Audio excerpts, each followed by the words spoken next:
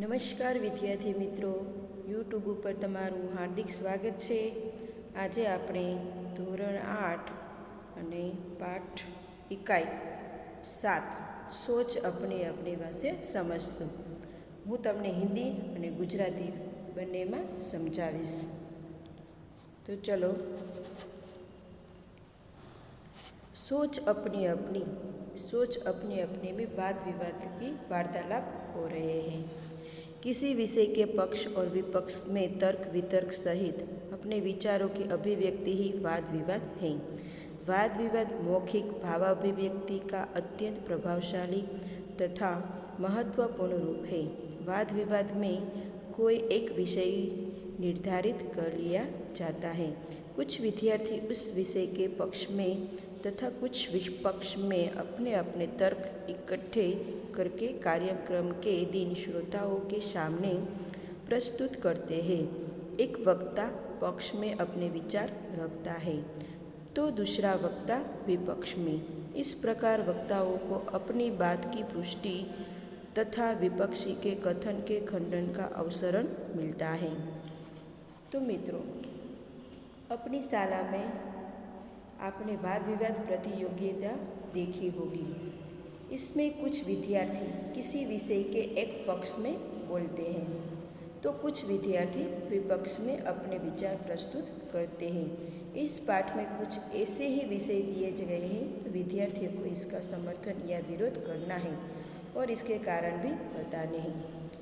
तो विद्यार्थी मित्रों, तो आ पाठ में शू कहेवा मांगे छे कि आ पाठ में बे पक्ष होय छे. एक वाद विवाद में एक तरफ छे, एक नीचे आपणे पिक्चर जोयुं छे एमां एक बे फोटा आपेला छे, एक गामडानुं अने एक शहेरनुं. तो एमना विषे वार्तालाप एटले के वार्ताओ करे छे, एमना विषे चर्चाओ करे छे कि आ बे विषे चित्र जोईने एना विषे वाद विवाद थई रह्यो छे. तो विद्यार्थी ए विषय उपर ए बोले छे અને એને એક વિપક્ષ એટલે કે એમની સાથે એનો વિચાર પ્રસ્તુત કરવાના હોય છે. તો આ પાઠમાં कुछ ऐसे ही विषय दिए गए हैं. 2 विषय हैं तो विद्यार्थियों एनु पिक्चर जोई अने एमना विषे चर्चाओ करवानी छे.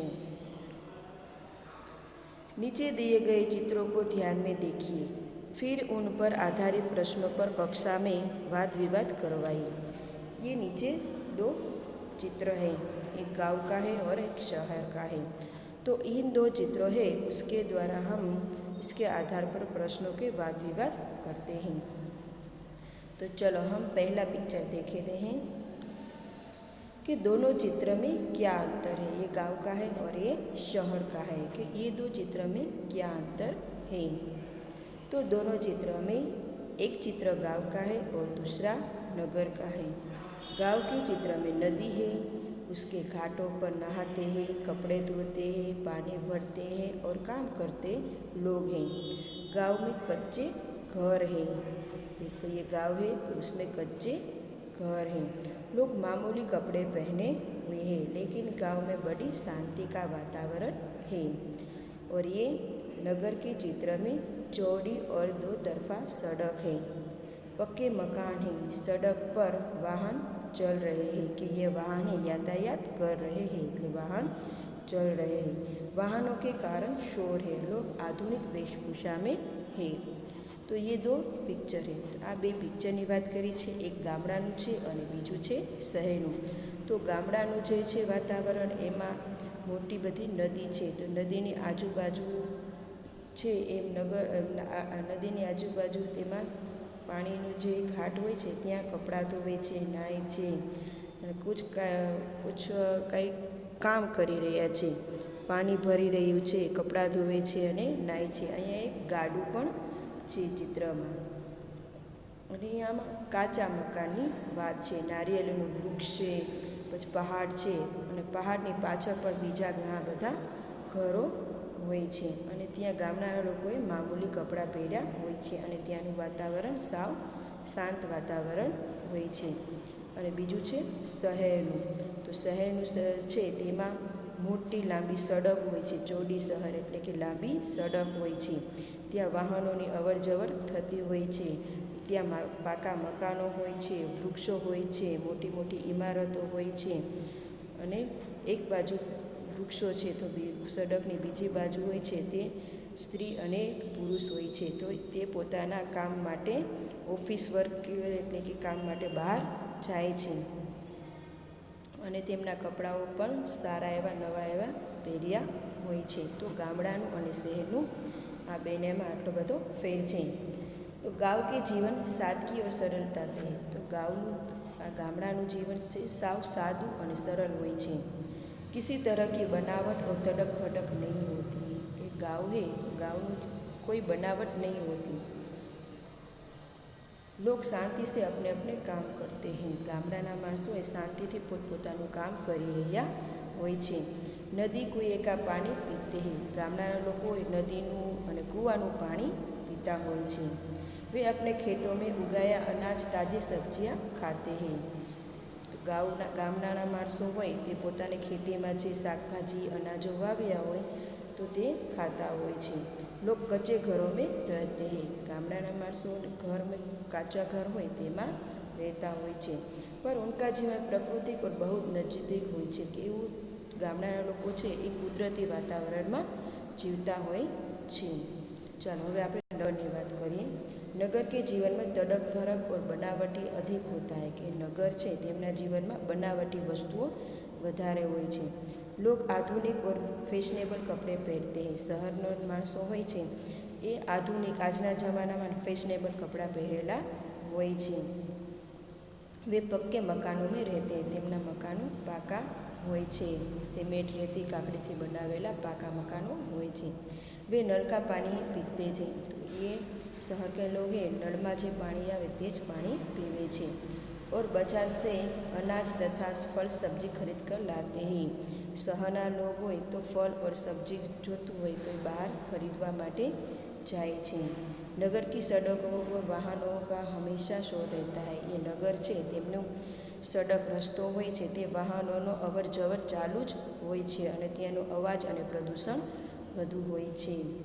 लोग दुकानों बैंकों और दफ्तरों में काम करते हैं. તો यह શહેર કે લોગ છે તે દુકાનોમાં બેંક ઓફિસમાં બધેમાં કામ કરતા હોય છે. नगर जीवन में शांति नहीं होती है. कि नगर है शहરમાં शांति का वातावरण नहीं होता है. सतत दौड़धाम चालू रहती होती है. लोगों का जीवन प्रकृति से बहुत दूर है. કે આ શહેરને છે એને પ્રકૃતિ એટલે કે અહીંયા વાતાવરણ શુદ્ધ વાતાવરણ નથી હોતું. પ્રદૂષણને કારણે અહીંયા પ્રાકૃતિક વાતાવરણ બહુ दूर છે. नगर के जीवन में अनेक दोष है. फिर भी मुझे यहाँ का जीवन ही पसंद है. કે નગર એટલે કે શહેરનું જીવન ઘણું બધી તકલીફવાળું છે પણ તોય મને શહેરનું જ વાતાવરણ ગમે છે. यहाँ का लोग शिक्षित और प्रयोगशील होते हैं. तो ये शहर के लोग शिक्षित होते हैं और गांव के लोग अभण होते हैं कि वो पढ़े लिखे नहीं होते हैं. और शहर के लोग पढ़े लिखे होते हैं, शिक्षित होते हैं और वह प्रगति करते रहते हैं. नगर में अच्छे स्कूल कॉलेज होते हैं. इस शहर है उसमें स्कूल कॉलेज सभी अच्छे होते हैं. सारी कॉलेज एवं स्कूलों હોય છે. इनके कारण मनपसंद शैक्षणिक योग्यता प्राप्त की जाती है. कि સારું શિક્ષણ હોય તો આપણે જે શિક્ષા જોતી હોય એ શિક્ષા આપણે યોગ્યતા પ્રમાણે મળી જાય છે. अनेक संस्थाएं पुस्तकालय आदि व्यक्ति की योग्यता बढ़ाने में सहायता करते हैं. यह संस्थाएं होती है पुस्तकालय એટલે કે પુસ્તકનો જે વિક્રેતા હોતી અહીંયા હોય છે તો વ્યક્તિઓ ત્યાં આગળ વધવા માટે મદદ કરે છે. ઉન્નતિ કે जितने अवसर नगर में है उतने गाँव में नहीं. કે શહેરમાં છે એ આગળ વધારવા માટે એમાં સફળતા મળે છે એટલે ગામડામાં નથી મળતી. इसलिए मुझे नगरीय जीवन ही रुचिकर लगता है. इसीलिए तो ये नगर का जीवन ही मुझे रुचि अच्छा लगता है कि नगरનું શહેરી જીવન મને ગમે છે. तो तालाब, तो ये गांव है तो गांव में तालाब का पानी, तो तालाब चारों ओर से बंद है. कि તળાવનું પાણી હોય એ તળાવ આગળ બંધ હોય છે. તળાવનું પાણી ભરેલું જ રહેતું હોય છે એટલે ચારે તરફ તે બાંધેલું હોય છે पार. उनमें चारों ओर से बाहर की धूल मिट्टी उड़ती है. तो तालाब का पानी है तो चारों ओर से इसमें मिट्टी उड़कर पानी में आती है. तળાવનું પાણી હોય માટી ઉડીને તળાવમાં આવે છે એટલે પાણી ગંદુ થઈ જાય છે. पेड़ों के पत्ते गिरकर સડते રહેते हैं કે पेड़ હોય વૃક્ષ હોય તો વૃક્ષના જે પાંદડા હોય નીચે પડે છે। लोग तालाब के किनारे कपड़े धोते हैं तो यहाँ तालाब का पानी है उसके किनारे कपड़े धोते हैं, नहाते हैं, काम करते हैं। तो ये गांव का जीवन ऐसा ही होता है। तो ये सारी गंदगी तालाब के जल में दूषित करते हैं। तो यह पानी है तળાવનું પાણી છે એ પાણી ગંદુ થઈ જાય છે અને દૂષિત થઈ જાય છે। दूषित जल पीने से हैजा, पेचिंदा आदि तरह तरह की जानलेवा बीमारी होती है। कि जो આપણે તળાવનું પાણી પી તો તળાવના પાણીથી આપણે હેજા થઈ જાય છે। હેજા એ એક રોગ છે, એનાથી આપણું શરીર બગડી જાય છે। તો એના કારણે આપણે તબિયત પણ સારી રહેતી નથી। इसलिए तालाब का जल पीने योग्य नहीं होता है कि तालाब का पानी पीवाનું योग्य નથી। तो આ હતા બંને ચિત્રનો વાદ વિવાદ કે ગાંવનું અને શહેરનું કેવું વાતાવરણ होવું જોઈએ। तो मित्रों दोनों चित्र में क्या अंतर है? तो ऊपर आज मैंने बताया कि ये दोनों चित्र में कौन कौन से अंतर हैं। गांव तथा नगर में जीवन में क्या अंतर और तुम्हें कौन सी रुचिकर लगता है, ये दोनों है पिक्चर। इनमें से तुम्हें कौन सा अच्छा लगा और ये दोनों में से तुम्हें किस में रुचि लगी, उसके बारे में भी मैंने तुमको बता दिया है। क्या तालाब का जल पीने के लिए योग्य है? यदि नहीं है तो क्या? ये भी मैंने अभी ही आपको कहा था कि तालाब का पानी पीने योग्य है या नहीं है। तो इसका जवाब आपको यहाँ लिखना है। नीचे दिए गए मुद्दे के आधार पर विज्ञान वरदान या अभिशाप इस विषय पर एक पक्ष पर अपने विचार कारण सहित प्रस्तुत करें। तो ये विज्ञान वरदान है या अभिशाप, ये मुद्दे दिए हैं तो उसके आधार पर आपको ये अपनी तरफ से लिखना है।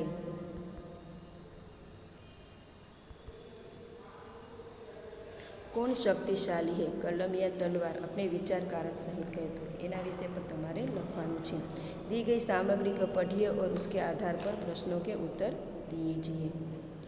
चलो अब ये पिक्चर है, बहुत दूर जन्म ले रहा है धरती जैसा ग्रह। बहुत दूर, हमारे पृथ्वी से बहुत दूर ऐसा एक ग्रह जन्म ले रहा है, तो उसके बारे में हम चर्चा करेंगे। नासा की दूरबीन ने दिखाई पृथ्वी के जन्म ऐसी तस्वीर। 424 प्रकाश वर्ष दूर से है यह नया ग्रह है। तो शिकागो AFB हमारी पृथ्वी से 424 प्रकाश वर्ष दूर गर्म गर्दो गुआ के बांध धरती जैसा एक ग्रह आकार ग्रहण कर रहा है।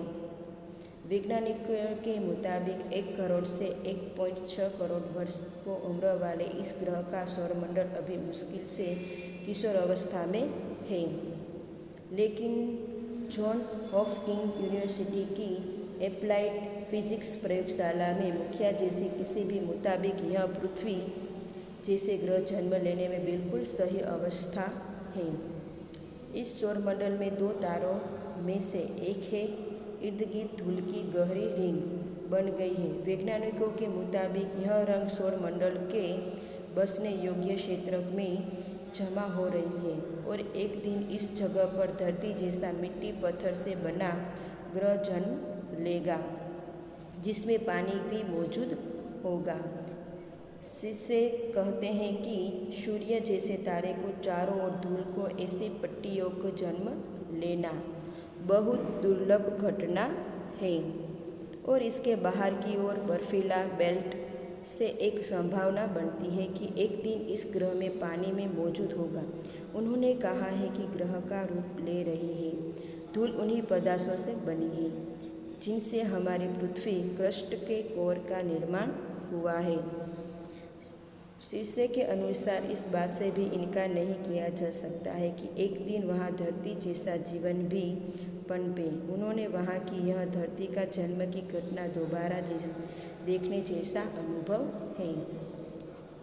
इस दुर्लभ ब्रह्मांडीय घटना की तस्वीर नासा की सिम्सजर स्पेस टेलीस्कोप ने उतारी है। वैज्ञानिकों के मुताबिक इन दूषणों को धरती तक टेलीस्कोप तक पहुंचने में 424 वर्ष लग गए, लेकिन एक नए ग्रह के जीवन की तुलना में यह पल के झपकने जैसी है। उन्होंने बताया है कि इस ग्रह को हमारी पृथ्वी जैसा रूप ग्रहण करने में अभी और 10 करोड़ साल लग सकते हैं। तो विद्यार्थी मित्रों, अंतरिक्ष के किस घटना से वैज्ञानिक उत्साहित हैं? तो ये हमने पढ़ा है। तो उसमें से वैज्ञानिक इस घटना से उत्साहित हैं कि अंतरिक्ष में पृथ्वी जैसा एक नया ग्रह जन्म ले रहा है। दूसरा है, पृथ्वी जैसा ग्रह बनने के लिए अंतरिक्ष में किस प्रकार की स्थिति होना आवश्यक है? तो पृथ्वी जैसा ग्रह बनने के लिए यह आवश्यक है कि अंतरिक्ष में पानी मौजूद है, उसके साथ धूल मिट्टी भी परत है, ऐसी एक चट्टानें हो जिसमें पृथ्वी की ऊपरी परतों का निर्माण हुआ है। रेखा खींचकर सही जोड़ मिलाइए। 424 प्रकाश वर्ष, तो उसके सामने आ गया पृथ्वी से नए ग्रह की दूरी। दूसरा है 1.6 करोड़ वर्ष, तो नए ग्रह की उम्र। 10 करोड़ वर्ष पूर्ण ग्रह बनने में लगने वाला समय। स्पिट्जर स्पेस, नासा के टेलीस्कोप, केरी शीर्षे, तो वैज्ञानिक। बाय विद्यार्थी मित्रों।